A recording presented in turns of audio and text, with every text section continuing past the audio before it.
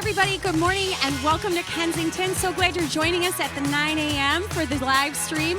We are in week 3 of this series called The Blessed Life. And you're really in for a treat today. We've got a great day ahead. Dave Wilson giving the message, some amazing music. So settle in, grab a coffee, and be ready for the fun. So really glad you're with us. We'll get rolling in a minute.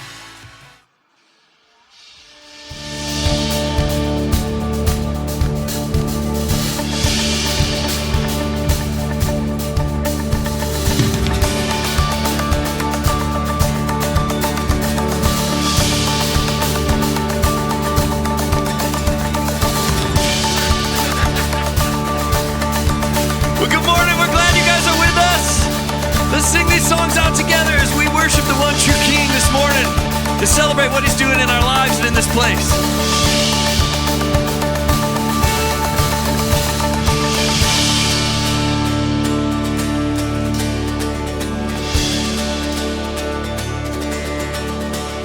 I was buried beneath my shame. Who could carry that kind of weight? It was my tomb till I'm ready.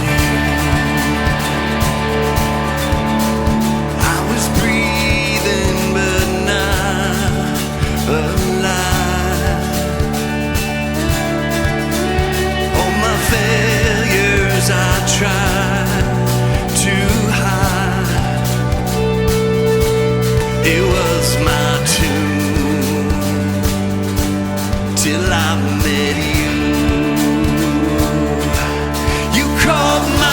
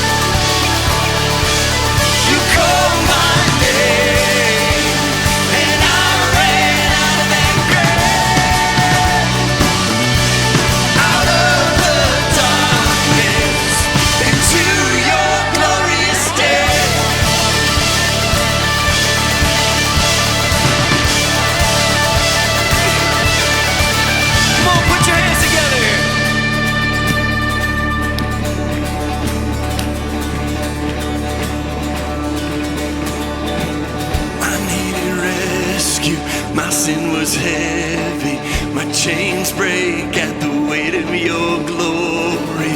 I needed shelter, I was an orphan, but you called me a citizen of heaven. When I was broken, you were my healing. Now your love is the air that I'm breathing. I have a future, my eyes are open, 'cause when you called my name, come on, I ran out of that grave,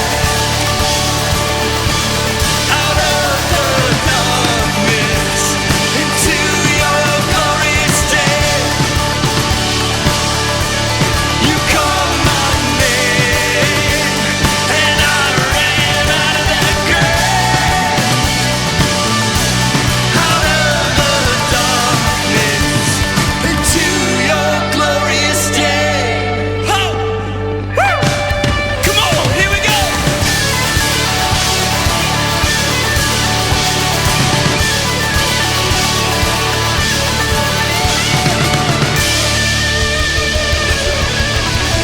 Yeah! Out of that grave. Woo! Woo!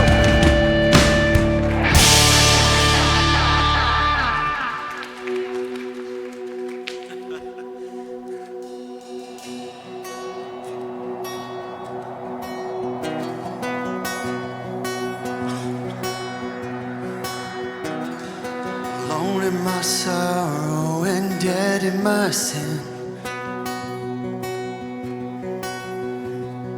lost without hope, with no place to begin. Your love made a way to let mercy come in. When death was arrested and my life began. Come on, sing, Ash was redeemed. Ash was redeemed, only beauty remains. My orphan heart was given a name. My morning grew quiet, my feet rose to dance. When death was arrested and my life began. Sing your grace. Oh, your grace, so free, washes over me. You have made me new, now life begins with you. Released from my chains, I'm a prisoner no more. My shame was a ransom he faithfully bore. He canceled my debt and he called me his friend. Oh, when death was arrested and my life began. Oh, your grace, so free, washes over me. You have made me new, now life begins with you. It's your endless love pouring down on us. You have made us new, now life begins with you. Oh, oh, yes it does. Our Savior displayed on a criminal's cross. Darkness rejoices though heaven had lost. But then Jesus arose without freedom in hell. When death was arrested and my life began. That's when death was arrested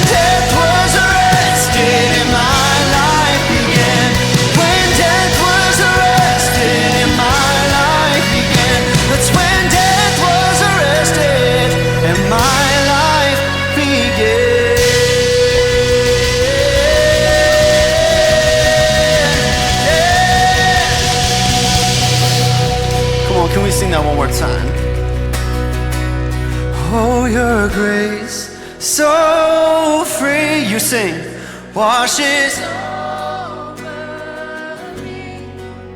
You have now life begins with you. Your endless love, it's your endless love pouring down on us. You have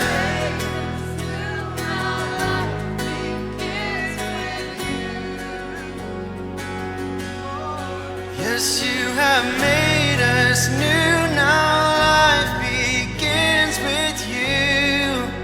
Yes, Jesus, you have made us new.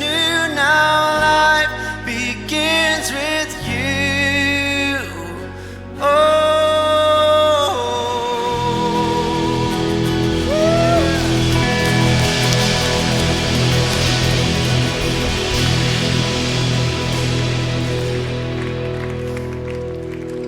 Well, good morning. Please have a seat. We're so glad you are here, and it's a great way to start out this wonderful morning, the one Sunday that we regret in regards to losing an hour. But you are the wonderful, disciplined people, right? You don't let that lost hour get you. You are here. Well done. You like to get up early, and that's awesome. So, good morning. My name is Ryan Morrill. I'm part of our staff here, and again, thrilled that you're here with us as we are marching through March, literally here. It's coming so quick as we get into spring. I want to say this, if you're new, we hope you stop by our hub out there in the lobby, a chance to get connected, ask questions, figure your way around this place. There are people out there that would love to help you. So if you're checking us out for the first time this morning, we're so glad you're here. And we hope you stop by and introduce yourselves, and we want to make this big church feel smaller. One of the reasons I get to be up here today is tomorrow night we have a really, really exciting event that's taking place in downtown Lake Orion called our PhD night. It's a night for parents where we're helping you or talking about parenting, we're talking about the home, and we're talking about discipleship. So if you have a child, whether they are really young, adolescent age, elementary school, or even if you have a teenager as I do, we want to encourage you to come out on this evening.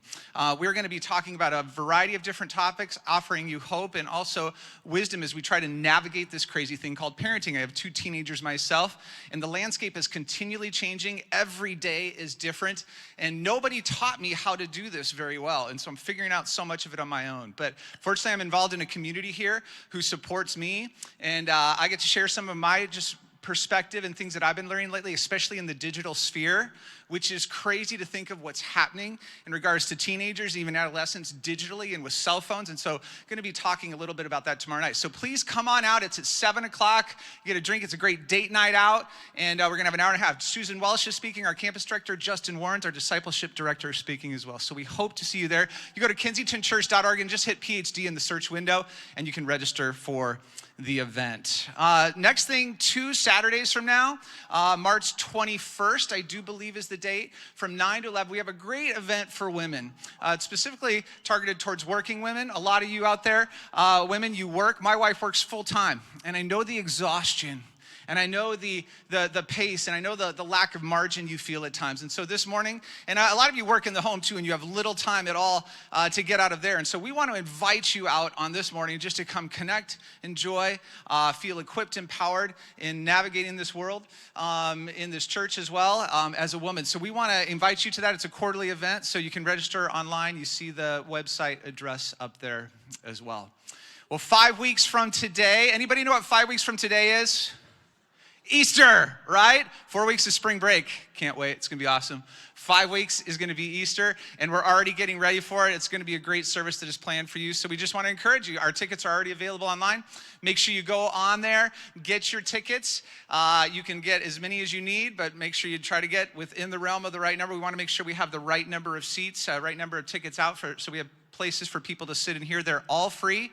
And we want to encourage you, too, to be inviting people in your neighborhood, people in your workplace, people on your kids' sports teams. Invite them. They say yes a couple times a year at Christmas and at Easter. So it's a great opportunity. So April 12th, it's coming at us, 11th and 12th actually, and we hope you are here. So you're in for a great day today. We're in week 3 of the Blessed Life, and Dave Wilson's going to be teaching today. So we're going to have you do right now. We just want you to greet a few people. We're not doing the handshakes or the high fives because everybody's terrified of germs. We're just going to say hello, and you can do a little elbow bump if you want to as well. Greet somebody. Welcome them here. Glad you're here today. Thanks so much.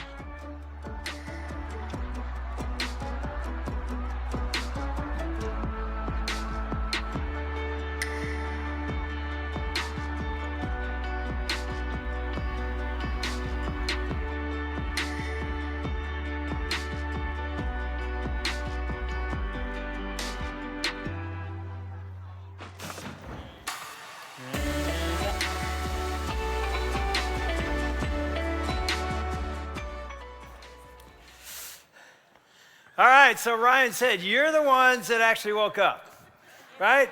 You won't believe how many are going to show up at 10:45. It's going to be a lot of 9 o'clockers are going to be showing up. So way to go. You are the most prompt. I mean, anyway, so we're going to jump into this. So here's what's really interesting. Today is week 3 of the Blessed Life, which is all about living in this zone. Remember 2 weeks ago when I started this thing?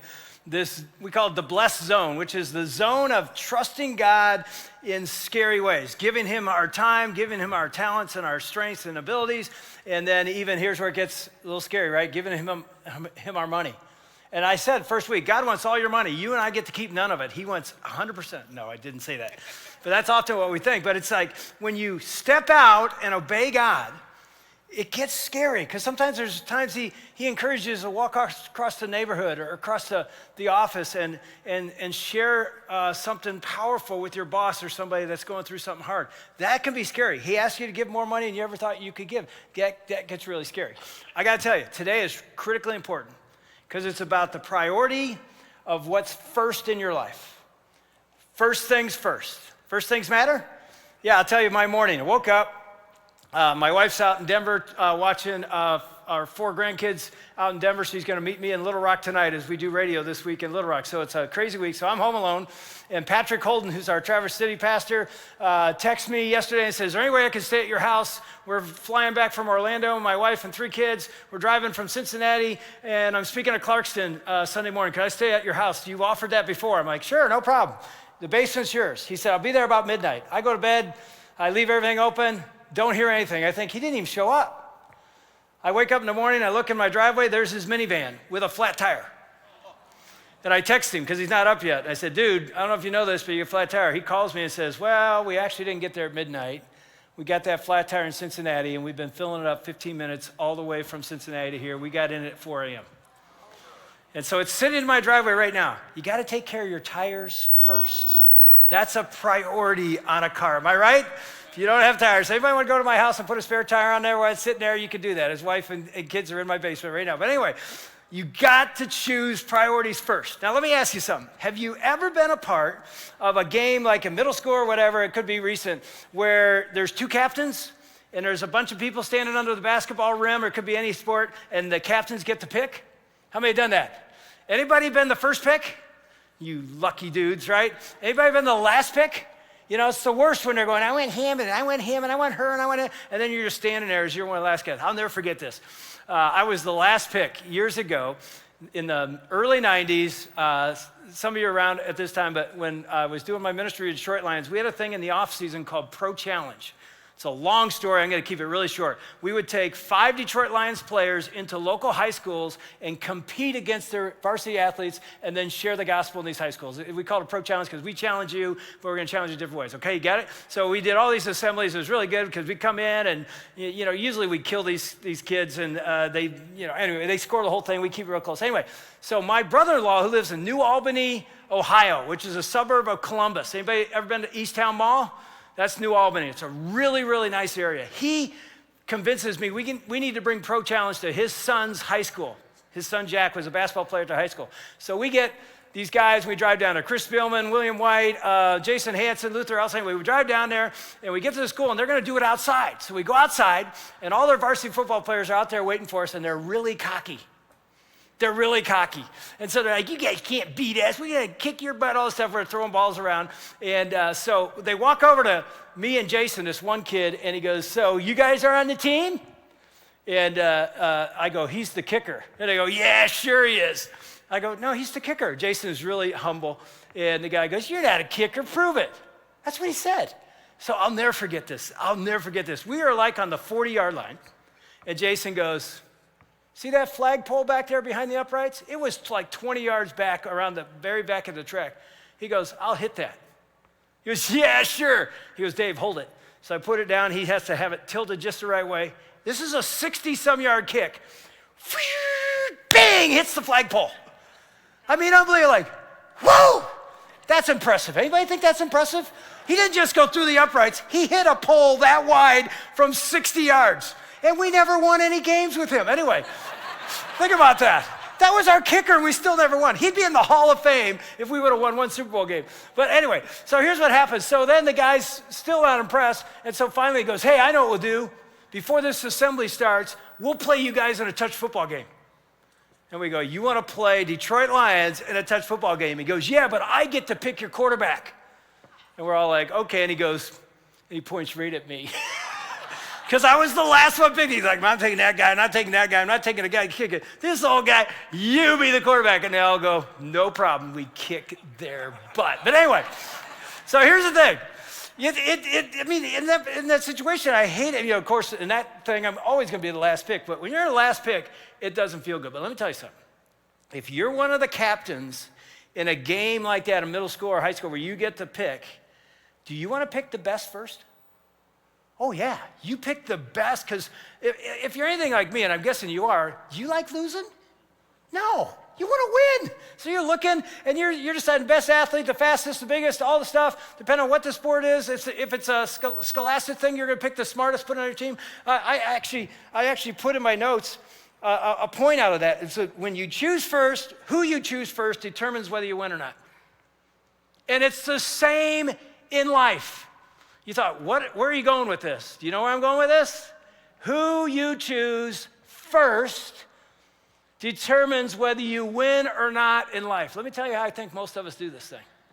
We got a chance to win at life. Every one of us wants to win at life. We want our life to go well. Am I right? There's nobody sitting here today like, I want my life to suck. I just hope I lose every day. No, you want to win. You want to have a great life. You want to be successful. You want to be happy. All this stuff. So here's what we do. We have options. And I don't know if this will play. I've never used this illustration before. You tell me if I should take this even to the 1045 service, okay? So I'm trying it on you. All right, but here's what came to my mind. It's like there's this basketball hoop, and there's all these people standing underneath it, and one of them is God. Jesus is standing right there in a list of about 15 or 20 people. And we're the captain of our lives, and we get to choose. And what are we going to do? We're going to choose the thing or the person that's going to make us win, that's going to bring us happiness. Am I right? What do most of us choose first? Think about just the way life goes. And if you don't want to think about your own life, think, I have a friend who. What do most of us do? We think, if I get the right person, then I'll be happy. Right? So we think, if I marry this person or I marry that person, then I'll be happy. Right? And the singles are sitting here right now thinking, if I just get married, then I'll be happy. Now let me ask the married couples this. How'd that work out for you? You can't even make a move right now because your spouse, that person's probably sitting there. You're like, it worked out great. Right? All the married people are like, singles, that's not the answer. Right? That's what you're thinking.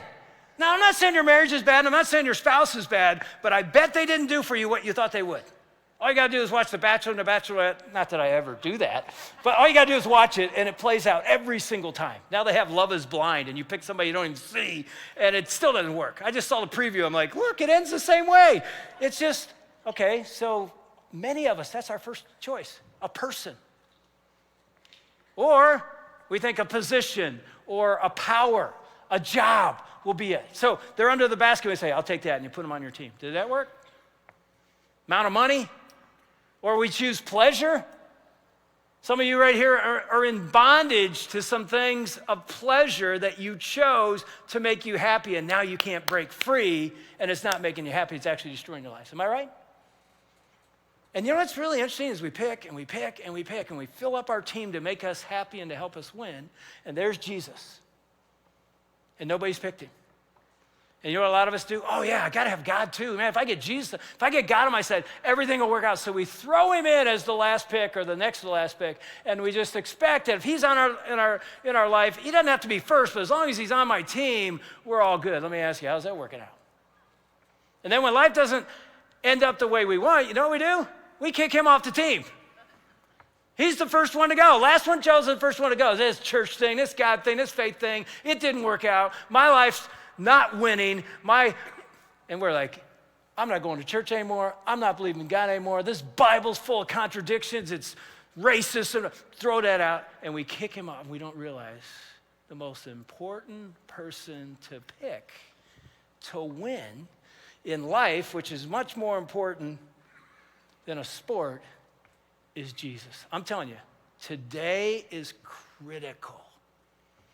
Not just to this series of the blessed life, but to how to live life. The more I thought about this, the more I listened, because I told you this series is really from Robert Morris's book, The Blessed Life, and Brian Tome and their pastors down at Crossroads did it, and we've been watching, and we're trying to just stay close to the content. So it's really Robert's content, but the more I listen to this, the more I realize this truth. Here's how I wrote it down. This is my way to say it. We don't win in life unless we order our priorities right. I'm telling you, if you and I don't get that, we won't win. And when I mean win, I mean we're not happy, we're not successful, we're not living the life we dreamed of. We don't win in life unless we get our priorities right. And I'll tell you, here's the first principle from Robert in this chapter. He says this: when God is first in your life, everything comes into order. When God is first in your life, everything comes into order. It's the priority decision. Now, you know what the word priority means, right? It's got prior in the word. What's that mean? I choose this thing or this person prior to everything else. So when you talk about a priority, if God is first in your life, other things come into order. But the other thing is also true. When God is not first, everything is out of order. Now, here's the thing. Saying that when God is first in your life, everything comes in order does not mean that everything in your life is going to be wonderful. Doesn't mean you're not going to have trouble. Jesus actually said you will have trouble in this life. So it isn't like, oh, you put God first, he's prior, he's number one, everything will just be perfect in life. No. I didn't say that. I didn't say everything will be perfect in life. I said everything will be in order. And when you go through trials or troubles, do you want to go through them in order or out of order? I'm telling you, you're still going to go through trials. But when he's first, the order is properly, and you can have a presence and a power and even a blessed life, even when it's dark. Talk about dark. I'm just thinking, last 2 days in my own life. I mean, the last couple months, many of you know, Ann's mom passed away about a month ago. So many of you heard that story. Her dad is in the hospital again this week. He's 91 years old, congestive heart failure. This is the 4th time he's been in the hospital, out of assisted living in the last month. You know, just in and out. They're trying to get fluid out of his body. He's got days or months, probably less than a year to go. I mean, as trivial as this sounds, it was the hardest thing ever. As our 13-year-old dog, Duke, died a few weeks ago. I was sitting right there, and we knew that he had a tumor or something, and Ann said, I'm going to take him to the vet on Sunday morning, and I'm here preaching, and I'll never forget, second service, I set up this video, and I sit down, and I open my phone, and Ann says, Duke's full of cancer. We got to put him down today before we fly to Little Rock tonight. And I just start crying. He's the best dog ever. And I'll never forget, this lady sitting right beside me, and she literally leans over and she goes, haven't you already seen this video? That's what she says. And I didn't want to go. I just found out my dog is going to be, I just said, yeah, it's really emotional. I didn't know what to say. But you know, it's so empty in our house right now. I know it's just a dog. And I don't have privilege to say, but I spent a couple days in the hospital this week with a dear friend whose daughter is fighting for her life. Life is really hard. And yet when God is in first place, it's in order. And even this family that I was in the hospital with the last couple days, they have it in order. And as hard as it is, there's still a peace. And let me tell you, in this situation, with a young daughter, it's hard to have peace there. And yet I can sense it. It's like the atmosphere, because Jesus is first, and it's in order. And I'm telling you, if he isn't, you get out of order. Now, it's really interesting as you think about this whole concept of if God's first, that means everything is his. We're stewards of everything that's his. Some of you know this verse. In the New Testament, Paul wrote this. He says, the earth is the Lord's and everything in it. The earth is the Lord's and everything in the earth is his. Do you agree with that? Most of us would probably say, we go to church, yeah, I would say he's the owner of everything. Do you live that way? Because that's not often how we live. Here's what I've discovered in my life. When somebody hands you something, the second it goes from that person's possession to now yours, or let's say you buy something from Amazon or a store, the second it goes from the store owns this to now I own this, what happens? There's something that's crazy that happens in our mind. It's now mine. It's mine. And somebody wants it, you're like, no. I mean, 5 minutes ago it wasn't yours, but now it's mine, and they want it. And you're like that. You ever notice that?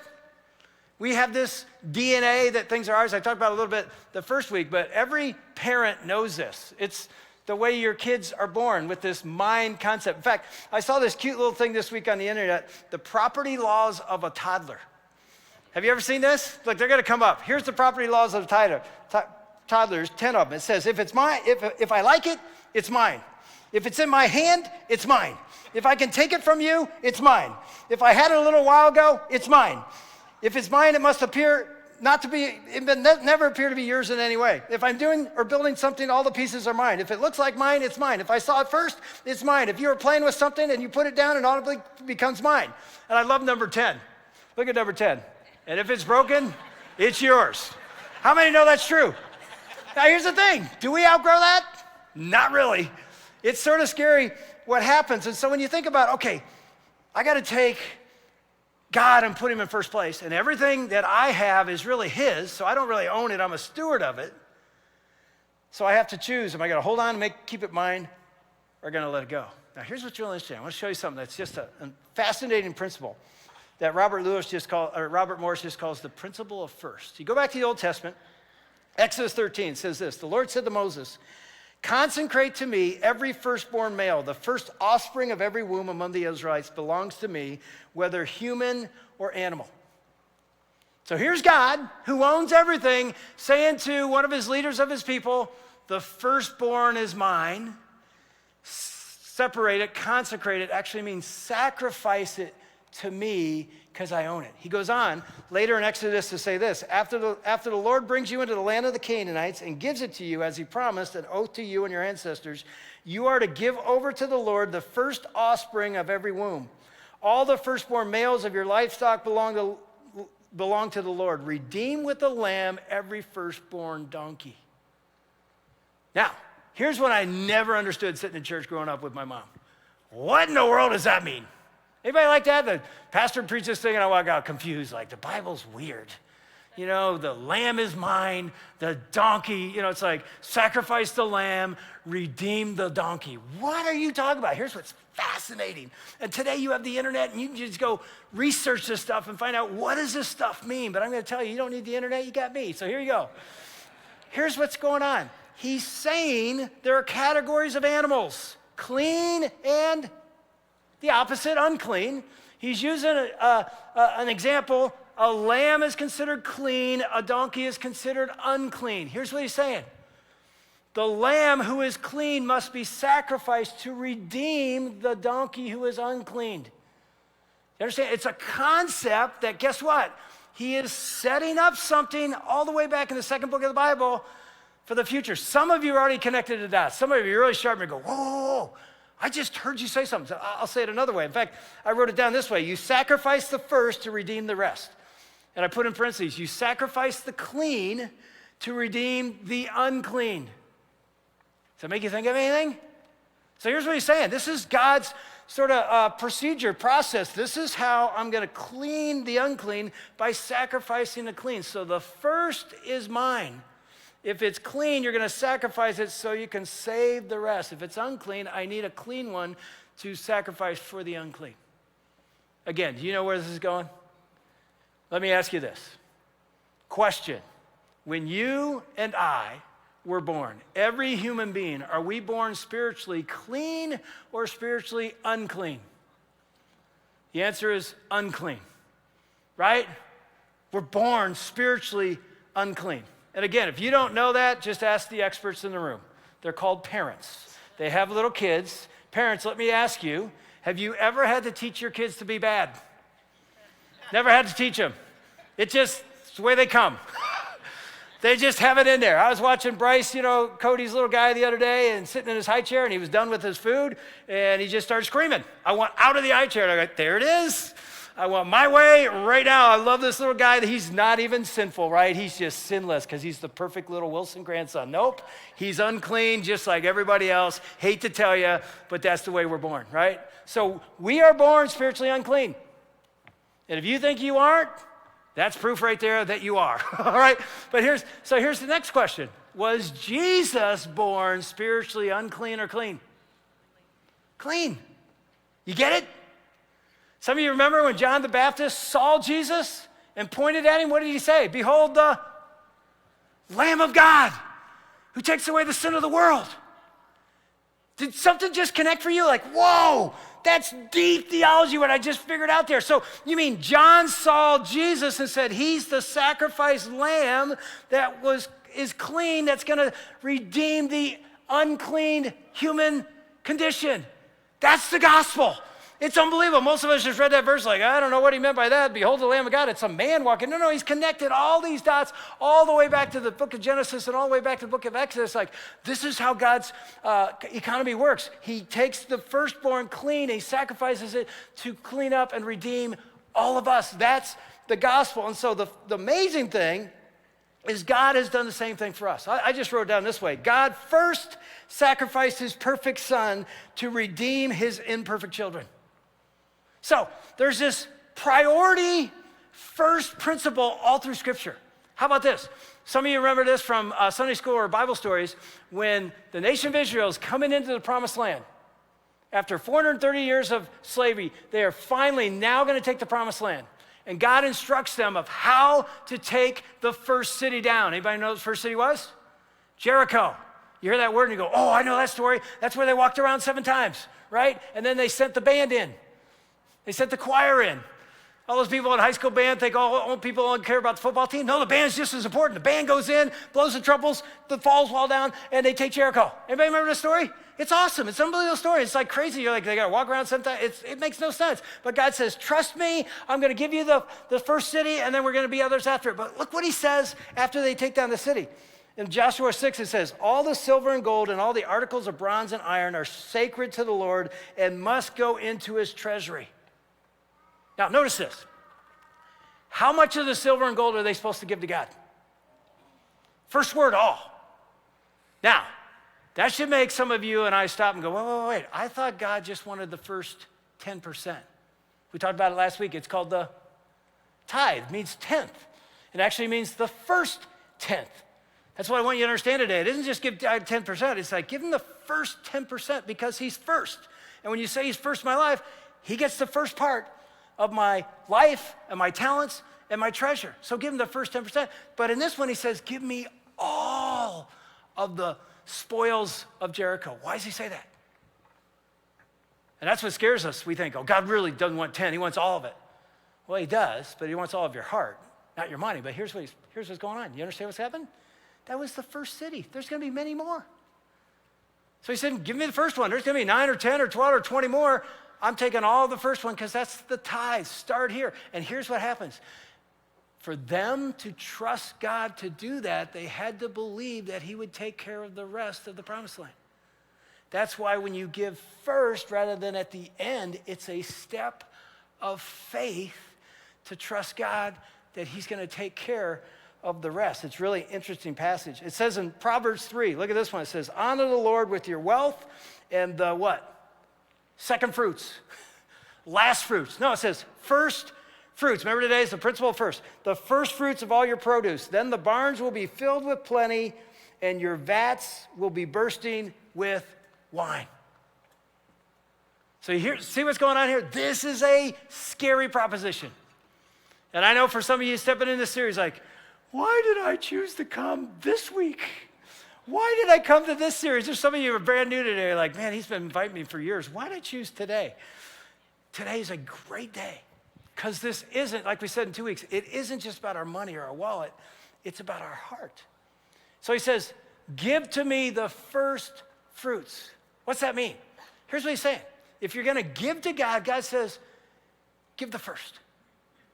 Before you pay the mortgage, before you pay the car payment, give to me. Now, here's what most of us do. We pay all that stuff, we pay all the bills, and then if there's something left, we choose God and we give. Now, what happens when you do it the other way around? If I give to God first 10% of my gross income, what is that saying? That is a faith step. Because I don't know for sure what the 90% is going to cover, and I have to trust God. I wrote it down this way. Giving to God first is a faith choice. That's why I said the blessed life in some ways can be scary. Because it's like, wait. I'm going to give at the end when I know I've got all my bills covered. And God says, you going to trust me or not? Give me first and watch. And here's what the thing is. If you give to your mortgage company first, they can't take care of you. I've never had a mortgage company call me up and say, you know what, you don't have to give all that. We feel bad for you. I want to make sure you have enough to cover your bills. Keep half of it. They've never done that one time. But God says, you give to me first and trust me. It's a faith decision. I promise, what's he said? To fill your barns with plenty and your vats will be bursting with wine. He promises to provide. The question is, going to take him up on the promise or not? Last week we called it a test. You going to test him or not? And I got to be honest, most of us are too scared to do it. Those of us that have done it, me for 40 years, can tell you it's true. He really does. And there were days I could not sleep at night because there wasn't enough money for the month. And somehow God provided. And you think, oh, you're a pastor, you stood on stage and people came and gave you the money. Nope, nobody knew. Only I knew. Sometimes my wife didn't know. I kept it. I hid it, which is wrong. She should know everything, but she didn't. I just laid there. She's over there. And I'm like, oh, how are we going to pay for college? How are we going to? And I could tell you story after story, even about college, how God miraculously provided. And I've lived and I am living in the blessed zone, and it's a faith choice to give first, not last. Think of it this way. You know, I love, those bottled Cokes that you can get at Costco. You know what I'm talking about? The bottled ones, I love them. And we have them in our house. I'm trying to not drink a lot of Coke right now. It's my Lent little thing. But when I'd pop that baby off, and I'd go in the family room or go in the kitchen, and almost every time Ann would say, hey, can I have a swig? And again, 5 seconds ago, it was in the refrigerator. Second it's in my hand, it's like, no. It's like, I'm like, if you want one, there's another one in there. But anyway, she's like, no, I don't want one. I just want a swig of yours. How many are married to somebody like that, right? So I'm like, and I struggle with this. I'm like, because I've done this. The swig is like, you know. So you know what I've done? Have you ever done this? I drink, and there's like that much left. I go, here you go. And I give it to her. And so she not only gets Coke, she gets mostly backwash, right? But think about this. You know where I'm going, don't you? That's what we do to God. He gives us a bottle of Coke. He gives us a lot more than that. We live in the most blessed country in the world. And he says, enjoy. And he says, give me the first swig. That's my Coke, by the way, not yours. And he's not saying it in a mean way or judgment way. He's saying it in a graceful way as a heavenly father to his son or daughter. I want to give you this. Just remember whose it really is. So just give me the first swig. I'm going to take about that much. You get that much. And we go. Here you go. Paid the bills, paid the thing, took care of, I got a little bit left. Okay, here you go. How do I know that? It's true in every church in the country. In the book, he even gives you numbers, but the average church gives 1.7% of their income in America. The richest country in the world. Why? Because we are scared. It's a scary step to give away the first 10%. And I tell you what, that's why this series is challenging because we're asking you to consider testing God for 90 days. We call it the tithe test. Testing for 90 days. Decide we're going to give you a handout on the way out, or you could do it on the app, which we talked about last week. But we'll give this to you, and you can turn it back in. And many of you did it last week, and we're going to challenge. Actually, I don't think it's a challenge. I think it's an invitation to say, try this for 90 days. Give him the first 10, and if he doesn't show up in your life, you don't end up feeling like you're living in the blessed zone, we'll give you all your money back. That's a deal. And we mean it. We'll give you your money back. Just take it back, because we think you're going to go on an adventure and go, wow, I had no idea. This is the way God wants us to live. And again, when you walk out, they'll hand it to you, or you can go on the app right now and just do that, because this is making a faith priority choice that literally will change your life. And as I say that, the ushers are going to come forward as I finish up my message. We're going to take the offering right now. And you're like, oh, how coy was that, huh? You talked about money, now we're taking off. No. We got to take the offering anyway, and most of you don't give in the offering. You give digitally this way. And so this is just for some that want to do that. And sometimes, I know what you do. Sometimes you ever do this. You know, you're like, hey, was Wilson okay today? I talked about it first week. Was he a 5 or a 3 or a 9? Probably never hit a 9. But if he's 7, I'm going to throw $20 in. I'll tip God a little bit. No, this is a moment for people to step out in faith and give. And many of us give above and beyond through digital. And so again, I invite you to join us if you've never done it that way. But let me just end with one last thing. I think it's so important to talk about. Because when I was back in the days when you wrote checks, anybody remember those days? You actually had a checkbook and you wrote them, you had a ledger and all that kind of stuff.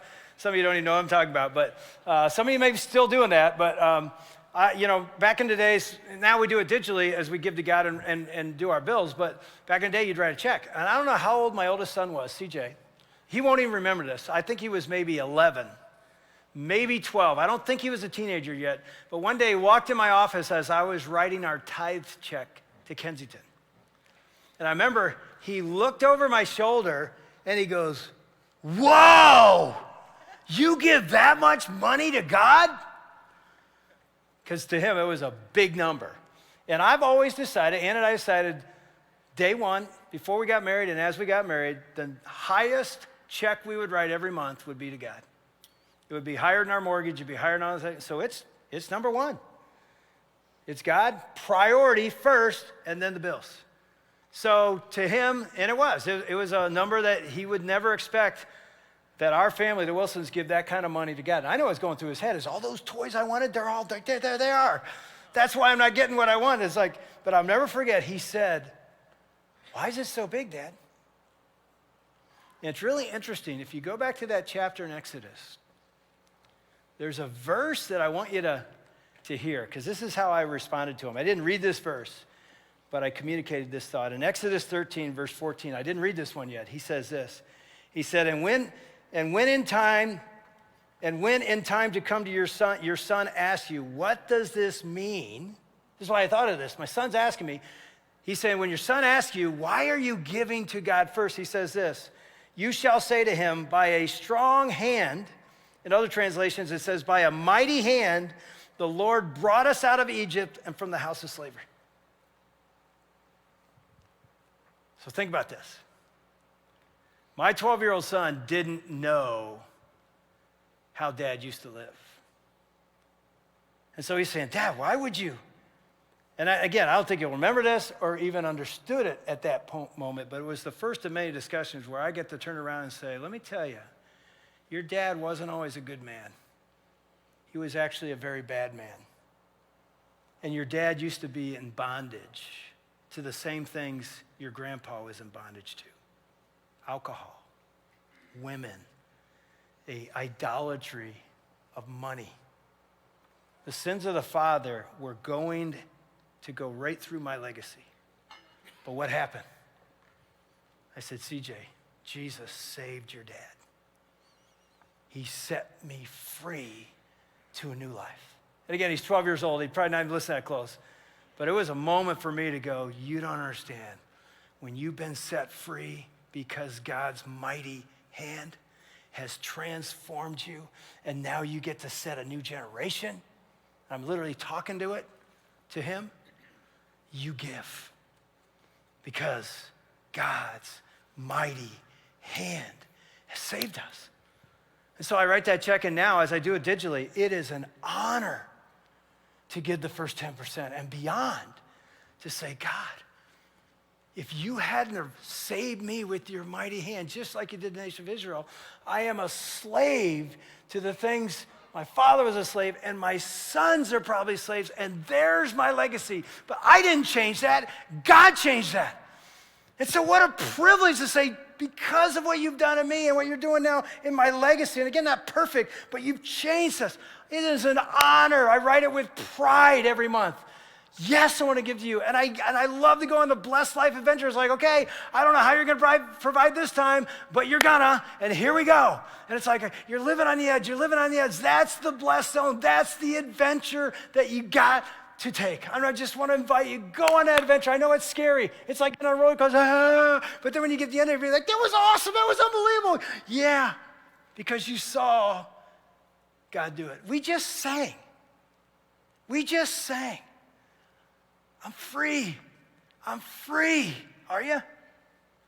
Or does money have you? Does bondage have you?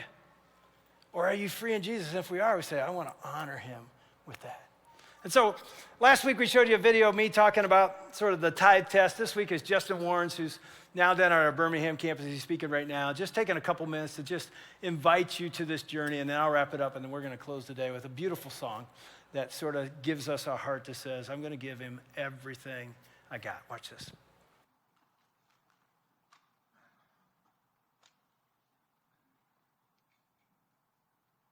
Very much. And so obviously we didn't end up talking about tithing either.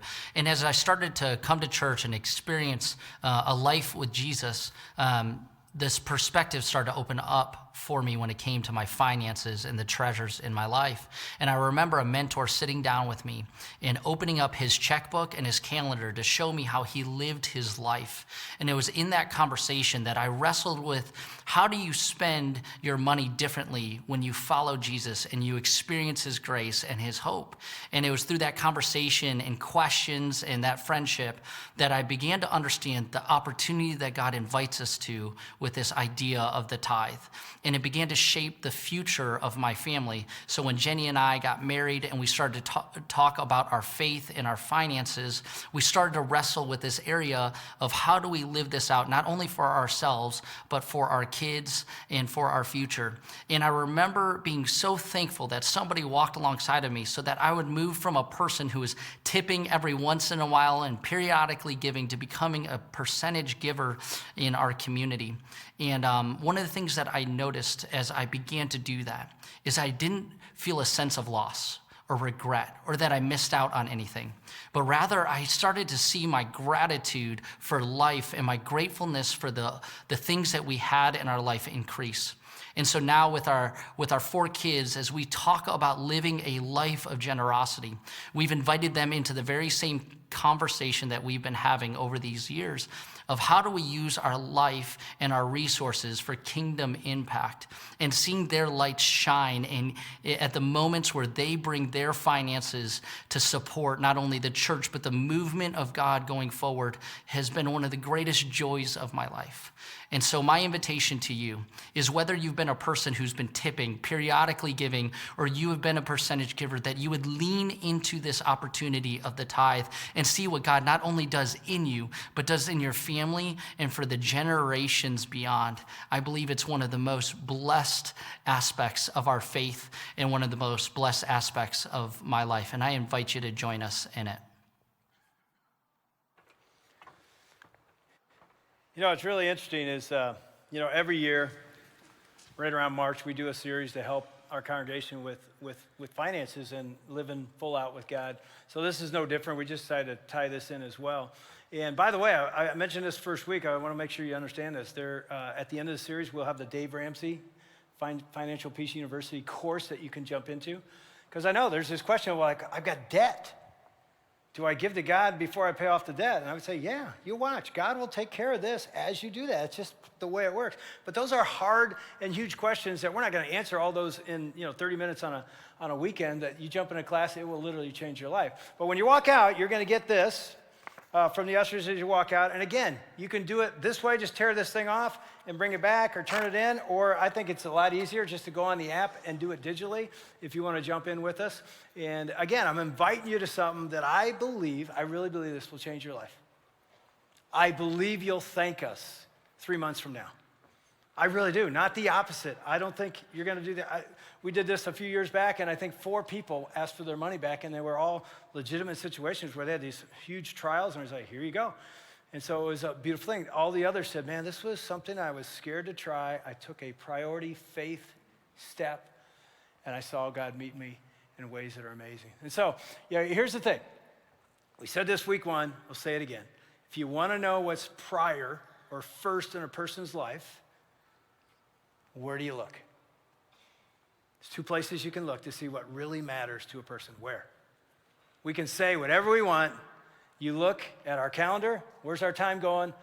And our checkbook, our bank account, where's our money going? That answers the question about every one of us. God's most important thing in my life. Okay, is he on the calendar?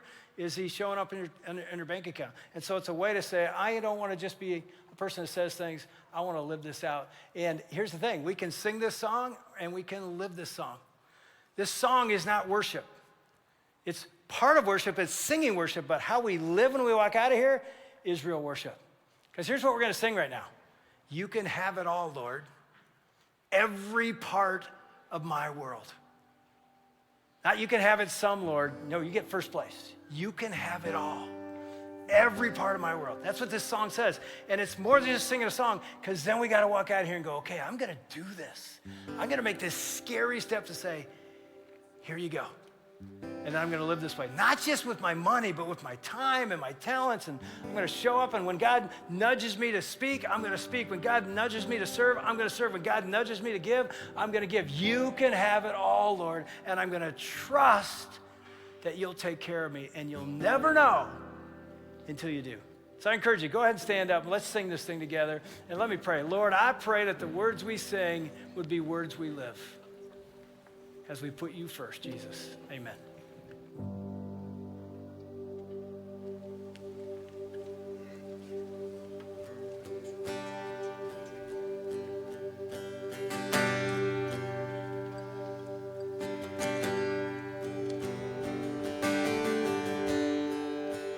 You can have it all, Lord. Every part of my world. Take this life and breathe on this heart that is now yours. So you can have it all, Lord. Every part of my world. Take this life and breathe on this heart that is now yours.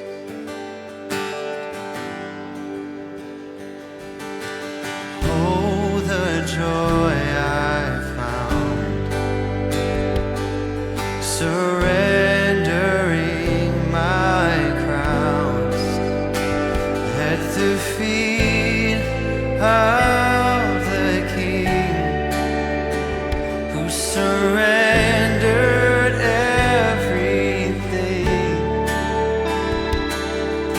And oh, the peace that comes when I'm broken and undone by your unfailing grace.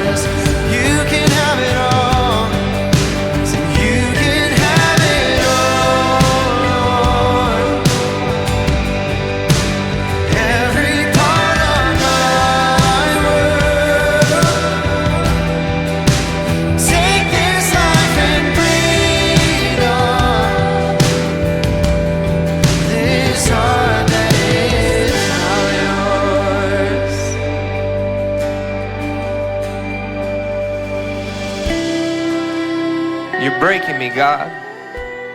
Making me, God, into who you want me to be. Breaking me to bless me. But the breaking is hard. It hurts. I feel it. The breaking is taking its toll, and what I'm facing feels out of control. Wading in waters that are up to my neck, and all that I need is rest for my soul. So I do what makes sense, and I try to control. Though I know that I can't because I've tried that before. I've kept my best for me, and then the rest for me. But my destiny and my legacy simmer, but that's not your recipe. Because what was meant for me is different. It's blessed to be. But I can't hold on. I must let go and trust you with what's next for me. And it might not feel good at first. It's harder than my words can say. So I need to let it all go, because if I'm holding on, then I'm not walking in your way. No, I'd be walking on my own, which is safer and feels good, where all I see is all I see. And all my things seem as good as they could, or at least as good as they should. So I secure my future, secure my plans. I make it all so that I can understand, because that sounds perfect to me. But if you have one, then I don't want another plan. I want your plan. I want your ways. So I put off everything else. And at your feet is where I'll stay. At your feet I bring myself, I bring my soul, I bring my song, I bring all you've given me, because it's been yours all along. There is no greater call than giving you my all. I lay it all down.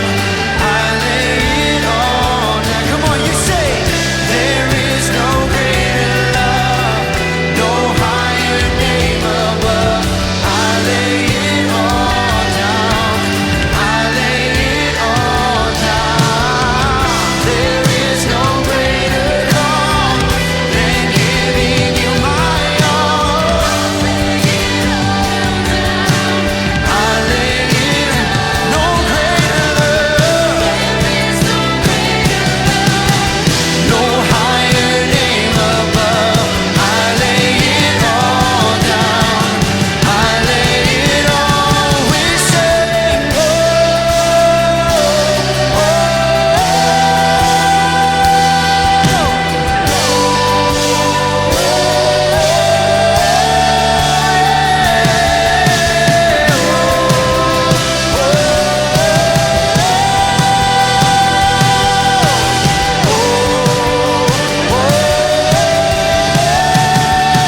you can have it all, Lord. Every part of my world. Take this life and breathe on this heart that is now yours. You can have it all. You can have it all, Lord. Every part of my world. Take this life and breathe on this heart that is now yours. As we sing, you can have it all, Lord. Every part of my world. Come on, just you. Take this life and breathe. Oh, this heart that is now yours.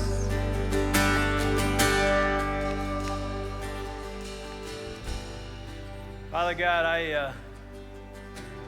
I pray we'd live this out. I know it's easy to sing words. It's a whole other thing to live. The words we just sang, you can have all. That's scary, and yet that's living in the blessed zone. So Lord, I pray you'd help us today, tomorrow, this week, this year, to live committed like never before in all areas of our life. And I pray we'd also see you meet us right in the middle.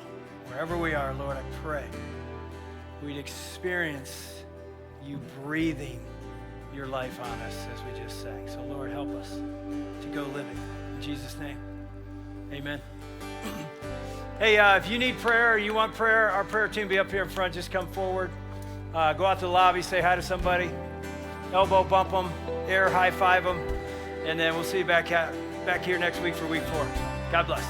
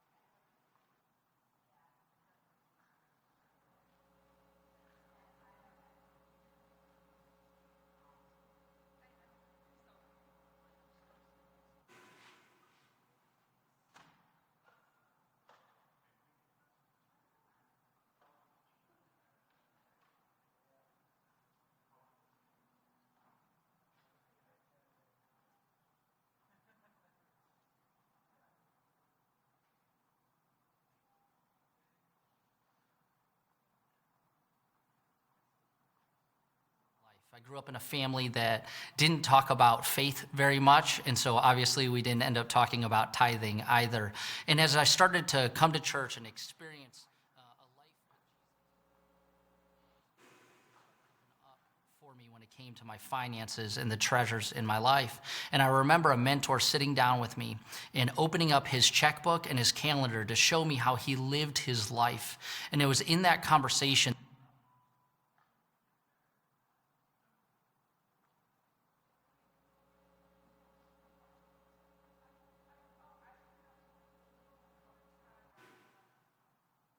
my journey with the tithe began later in life. I grew up in a family